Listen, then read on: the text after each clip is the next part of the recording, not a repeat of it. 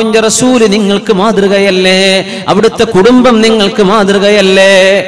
ഗ്രൈൻഡറിന്റെ കല്ല്, റഹ എന്ന അറബിയിൽ പറയുന്ന അന്നത്തെ കല്ലിന്റെ ഗ്രൈൻഡർ, കല്ലുകൊണ്ട് ഇങ്ങനെ കൈകൊണ്ട് ഇങ്ങനെ ഉരസിയിട്ട് കൈകളിൽ മുറിവുകൾ വന്നിട്ടുള്ള ഫാത്തിമ റളിയല്ലാഹു അൻഹാ മദീനയിലെ ഏതാനും ചില കർഷകർക്ക് കൃഷിയിടത്തിലേക്ക് വെള്ളം കോരി കൊടുത്ത് സഹായിച്ചിരുന്ന മഹാനായ അലി റളിയല്ലാഹു അൻഹുവിന് ബാക്ക് പെയിൻ വന്നിട്ടുള്ള സമയമാണത്.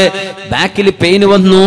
വെള്ളം കോരി ഒഴിച്ചിട്ട് അധ്വാനിച്ചിരുന്ന ചെറുപ്പക്കാരൻ അലി റളിയല്ലാഹു അൻഹു. ആ ഇടക്കാണ് തായിഫിനടുത്തുള്ള ഹുനൈൻ എന്ന് പറയുന്ന സ്ഥലം, അവിടെ വെച്ചുള്ള യുദ്ധത്തിൽ ഒരുപാട് സമ്പത്ത് മുസ്ലിമീങ്ങൾക്ക് ഗനീമത്തായി വാർബൂരിയായി കിട്ടിയ സമയം അലി റളിയല്ലാഹു അൻഹു ചോദിച്ചു, ഫാത്തിമ, നിങ്ങൾ അല്ലാഹുവിന്റെ റസൂലിനോട് നിങ്ങളുടെ ഉപ്പയോട് ചെന്നിട്ട് ഉപ്പ, വേലക്കാരിയെ ഒരാളെയെങ്കിലും ഒരടിമപ്പെണ്ണിനെ തരുമോ എന്ന് നിങ്ങൾ ചോദിക്കുമോ? നിങ്ങളുടെ കൈ കണ്ടില്ലേ ഫാത്തിമ, എനിക്ക് ബാക്ക് പെയിനുമായില്ലേ മോളെ, സഹായിക്കാൻ ആരെങ്കിലും വീട്ടിൽ അത്യാവശ്യമായ നേരമല്ലേ, ഒന്ന് ചോദിക്കോ? എനിക്ക് മടിയാണെന്ന് പറഞ്ഞു. അലി തങ്ങൾ പറഞ്ഞു, ഞാനും ചോദിക്കൂല, എന്നാൽ നമ്മൾ രണ്ടുപേർക്കും പോകാം. രണ്ടുപേരും ചെന്ന് നോക്കി. അല്ലാഹുവിന്റെ റസൂലിന്റെ മുമ്പിലേക്ക് എത്തിയപ്പോ അവിടെ മറ്റാരോ നബി ഒരുപാട് വർത്തമാനം പറയുന്ന ഒരാൾ അവിടെ വന്നിരിക്കുന്നുണ്ട്. വർത്താനം നിർത്തുന്നില്ല. ഇവർക്കൊന്നും പറയാൻ കഴിഞ്ഞതുമില്ല. അവർ തിരിച്ചു പോന്നു.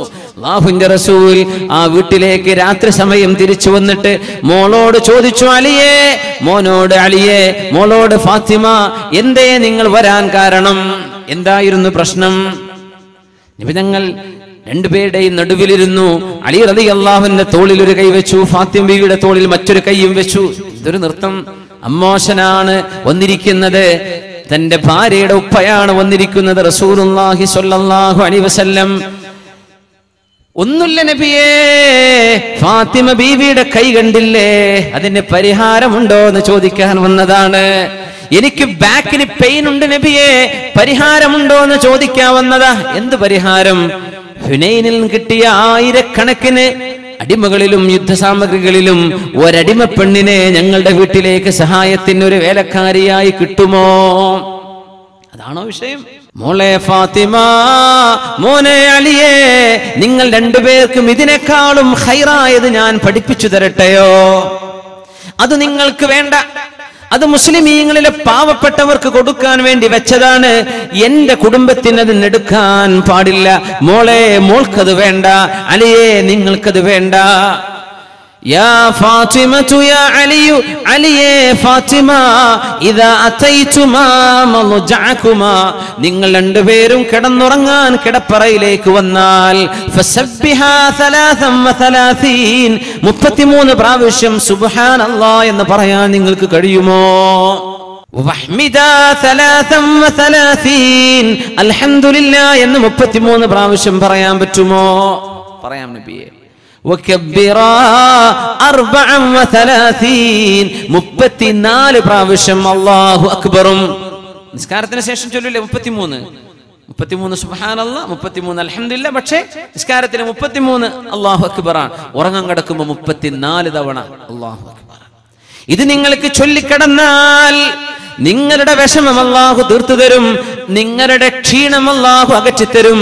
ഇതാണ് നിങ്ങൾ ചോദിച്ചതിനേക്കാളും നിങ്ങൾക്ക് ഖൈർ മോളെ, ഇത് നിങ്ങൾക്ക് എടുത്തുകൂടെ എന്ന ചോദ്യം അമ്മോശൻ വാപ്പ ഫാത്തിമ ബീവിയോട്, അമ്മോശൻ അലി റളിയല്ലാഹു അൻഹുവിനോട് പറഞ്ഞപ്പോ ഫാത്തിമ ബീവി റളിയല്ലാഹു അൻഹ കൊടുത്ത മറുപടി, എന്റെ മുഅ്മിനാത്തുകളെ, സഹോദരിമാരെ, നിങ്ങൾ കേൾക്കണോ? റളീതു ബിറസൂലില്ലാഹി, റളീതു ബിറസൂലില്ലാഹി ഖിസ്മതൻ വഹല്ലാ, എന്റെ ഓഹരി അല്ലാഹുവിന്റെ റസൂല് മതി, എനിക്ക് ഓഹരി അല്ലാഹുവിന്റെ ദൂതർ മതി, എനിക്കിതിന് പൊരുത്തമാണ് നബിയെ, പൊരുത്തമാണ് ഉപ്പ, എനിക്ക് ഞാൻ സഹിച്ചുകൊള്ളാം ഉപ്പ, ഇതെനിക്ക് പൊരുത്തമാണ്. فأما من أعطى واتقى وصدق بالحسنى, ഭൗതിക ലോകത്തെ സൗകര്യങ്ങളോ ആർഭാടങ്ങളോ നോക്കിയിരുന്നെങ്കിൽ ഫാത്തിമ ബീവിക്ക് പറയാം, പോരാ വാപ്പാ, എന്റെ കൈ നിങ്ങൾ കാണുന്നില്ലേ? നമ്മൾ ഒരു പ്രയാസമില്ലാതെ എത്ര സൗകര്യങ്ങളാണ് ചെയ്തു കൊടുക്കുന്നത്. പ്രയാസമുണ്ടായിരിക്കെ അള്ളാഹുവിന്റെ റസൂലിന്റെ കുടുംബത്തിൽ ഒരു വിഷയം വന്നപ്പോൾ ആ പൊന്നുമോൾ എന്റെ കരളിന്റെ കഷ്ണമാണെന്ന് നബി തങ്ങൾ പറഞ്ഞ മോളാണ് ഫാത്തിമ റളിയല്ലാഹു അൻഹ. എനിക്ക് പൊരുത്തമാണ് നബിയേ, എനിക്ക് പൊരുത്തമായി നബിയേ, ഞങ്ങൾ അത് ചെയ്യാമെന്ന് വാക്ക് കൊടുത്തു മടങ്ങിയ ഫാത്തിമ റളിയല്ലാഹു അൻഹ. അലി തങ്ങൾ പറയുമായിരുന്നു, ഞാനും ഫാത്തിമയും പിന്നെ മരണം വരെ ഈ ദിക്റുകൾ ചൊല്ലാൻ മറന്നുപോയിട്ടില്ല. എത്ര ക്ഷീണിച്ചാലും കടന്നുറങ്ങാൻ ചെന്നാൽ ആണിനും പെണ്ണിനും ചൊല്ലാൻ പറ്റും.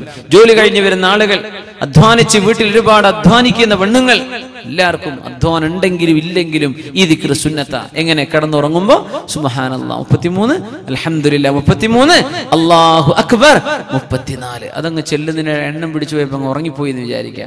നേരം പുലരുന്നത് വരെ ചൊല്ലിയ കൂലിയും കിട്ടും. മാഷാ അല്ലാഹ്. അള്ളാഹ്ക്ക് വേണ്ടി ഞാൻ സ്വീകരിച്ചു, അള്ളാഹുവിന് വേണ്ടി ഞാൻ ഏറ്റെടുത്തു. റളീതു ബിറസൂലില്ലാഹി ഖിസ്മതൻ വഹല്ലാ. എന്തേ ഇത് ചെയ്യാൻ കാരണം? ഫഅമ്മാ മൻ അഅതാ വത്തഖാ വസദ്ദഖ ബിൽ ഹുസ്നാ ഫസനുയസ്സിറുഹു ലിൽ യുസ്റാ. സ്വർഗ്ഗത്തിലേക്കുള്ള വഴി എളുപ്പമാവാൻ വേണ്ടി അള്ളാഹുവിനെ സൂക്ഷിക്കുകയും അള്ളാഹുവിന്റെ റസൂലിന്റെ നിർദ്ദേശങ്ങൾ സ്വീകരിക്കുകയും ചെയ്ത ഒരു കുടുംബം. അലി തങ്ങൾ പറഞ്ഞു, ഞാൻ പിന്നെ ഇത് മറന്നിട്ടില്ല. അപ്പൊ ഒരാൾ ചോദിച്ചു, വലാ യൗമ സുഫീൻ, സുഫീൻ യുദ്ധം നടക്കുന്ന അന്നും ഞാനിത് മറന്നിട്ടില്ലെന്ന് മഹാനായ അലി ഇബ്നു അബീ ത്വാലിബ് റളിയല്ലാഹു അൻഹു. മുഅ്മിനീങ്ങളെ, ഇന്നത്തെ സദസ്സിൽ എഴുന്നേറ്റ് പോകുമ്പോ ഇതെങ്കിലും നിങ്ങൾ ജീവിതത്തിലേക്ക് പകർത്തിയേക്കണം. അല്ലാഹുവിനെ ഓർത്തുകൊണ്ട് കടന്നുറങ്ങുക. ടി വി ഇങ്ങനെ നോക്കിയിട്ട് സിനിമ കണ്ടിട്ട് റിമോട്ടും കൈ പിടിച്ചിട്ട് കിടന്നുറങ്ങിയാൽ ആ കിടന്നുറക്കം ഇന്നമൽ അഅമാലു ബിഖവാതീമിഹാ, നിങ്ങൾ ഉറങ്ങുന്ന സമയത്ത് അവസാനമായി കണ്ടതെന്താണോ, നിങ്ങൾ അവസാനമായി ചിന്തിച്ചതെന്താണോ, അതനുസരിച്ചാണ് നാളെ പരലോകത്തേക്ക് അല്ലാഹു പുനർജന്മം നൽകുക. പരലോകത്ത് പുനർജന്മം നൽകുന്നത് നന്മ ചെയ്ത് മരിച്ചാൽ അവസാനത്തെ കർമ്മം നന്മയായാൽ, നന്മ പറഞ്ഞു മരിച്ചാൽ അവസാനം പറഞ്ഞത് നന്മയായാൽ നാളെ നന്മയാണ്. അവസാനം ചെയ്ത തിന്മയാണെങ്കിൽ നാളെ അല്ലാഹുവിന്റെ കോടതിയിലേക്ക് വരുന്നത് തിന്മ ചെയ്ത ക്രിമിനലുകളുടെ കൂട്ടത്തിലാണ്. ക്രിമിനൽസ്, മുജ്രിമൂൻ, വംതാജുൽ യൗമ അയ്യുഹൽ മുജ്രിമൂൻ. കുറ്റം ചെയ്ത ആളുകളെ മാറി നിൽക്കണം, കുറ്റവാളികളെ മാറി നിൽക്കണമെന്ന് അല്ലാഹു നാളെ പറയാൻ പോകുന്നുണ്ട്. അല്ലാഹു നമ്മെ കാത്തുരക്ഷിക്കുമാറാകട്ടെ. അതിന്റെയൊക്കെ പകരം ദിക്റുകൾ ചൊല്ലി അല്ലാഹുവിന്റെ നാമം ഉച്ചരിച്ച് കടന്നുറങ്ങിയാൽ ആ ഉറക്കത്തിൽ അല്ലാഹു നമ്മെ കൊണ്ടുപോവുകയാണെങ്കിൽ എന്തൊരു മനോഹരമായ യാത്രയാണത്. അല്ലെങ്കിൽ എന്തായിരിക്കും എന്റെ അവസ്ഥ? നമ്മൾ സീരിയലും കണ്ടു കടന്നുറങ്ങി, സിനിമയും കണ്ടു കടന്നുറങ്ങി, എന്തെങ്കിലും അരുതാത്തത് കണ്ടുകൊണ്ടോ കേട്ടുകൊണ്ടോ ഉറങ്ങിപ്പോയി. ആ ഉറക്കം തൗബ ചെയ്ത് മടങ്ങാൻ പോലും സമയമില്ലാത്ത അവസ്ഥയിൽ ഉറങ്ങിപ്പോയി കഴിഞ്ഞാൽ വിഷയം ഗുരുതരമാണ്, വിഷയം ഗുരുതരമാണ്. അല്ലാഹു കാത്തുരക്ഷിക്കുമാറാകട്ടെ. നമുക്കൊന്ന് എഴുന്നേറ്റൊന്ന് സ്വലാത്തിലുണ്ടേ. അവിടെ വെളിച്ചില്ലാത്തതുകൊണ്ട് കാണുന്നില്ല, നിങ്ങൾ ഉറങ്ങുന്നുണ്ടോ? ഉണർന്നിരിക്കുകയാണ്. വല്ലൈലി ഇദാ യഗ്ശാ വന്നഹാരി ഇദാ തജല്ലാ. ഇരുൾ മുറ്റി വീഴുന്ന രാവിനെ തന്നെയാണ് സത്യം, പ്രഭ ചൊരിഞ്ഞ് വിടർന്നു വരുന്ന പകലിനെ തന്നെയാണ് സത്യം. വമാ ഖലഖദ് ദകറ വൽ ഉൻസ, ആണിനെയും പെണ്ണിനെയും പടച്ചവനെ തന്നെയാണ് സത്യം. ഇന്ന സഅയകും ലശത്താ, നിങ്ങളുടെ കർമ്മങ്ങളും വ്യത്യസ്തമാണല്ലോ. നന്മ തിന്മ ഇത് രണ്ടും ചെയ്യുന്ന കൂട്ടർ ലോകത്ത് കാണും. ഇതങ്ങനെ ലോകത്തിന്റെ സ്ഥിതി. അങ്ങനെ ലോകത്ത് മുഴുവൻ മനുഷ്യരും മലക്കുകളെ പോലെ യംശൂന മുത്മഇന്നീന, അല്ലേ? ഒരു കുഴപ്പക്കാർ, ഒരു ഫിത്നയും ചിന്തിക്കാത്ത മനുഷ്യന്മാർ. ഇങ്ങനെ ഇടക്കിടക്ക് ഒരു ഫിത്നയൊക്കെ ചിന്തിക്കുന്ന മനുഷ്യന്മാർ ഈ ലോകത്തന്നെ ഉണ്ടാവുക.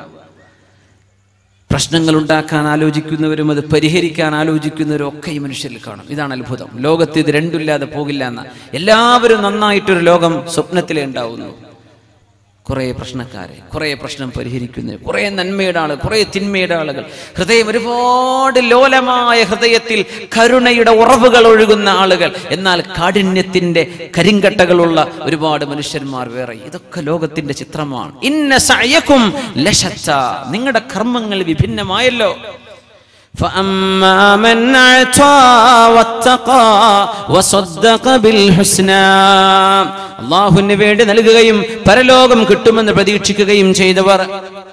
അമൽ സേ ജിന്ദഗി ബൻതി ഹൈ ജന്നത്ത് ഭി ജഹന്നം ഭി, യെ ഖാക്കി അപ്നി ഫിത്രത് മേ ന നൂരി ഹൈ ന നാരി ഹൈ. റസൂലുള്ളാഹി സ്വല്ലല്ലാഹു അലൈഹി വസല്ലം തങ്ങൾ സ്വഹാബത്തിന്റെ കൂടെ ഇങ്ങനെ ഇരിക്കുമ്പോൾ ഒരു പാവപ്പെട്ട ഒരാൾ കടന്നു വരുന്നു. നബി തങ്ങൾ സ്വഹാബത്തിന്റെ കൂടെ സീരിയസ് ആയുള്ള ചർച്ചയിലാണ്. അയാൾ പറഞ്ഞു, യാ റസൂലല്ലാഹ്, അല്ലാഹുവിന്റെ നബിയേ, ഞാൻ പാവപ്പെട്ട ഒരു ഫഖീറാണ് നബിയേ, ദരിദ്രനാണ്. കുറച്ച്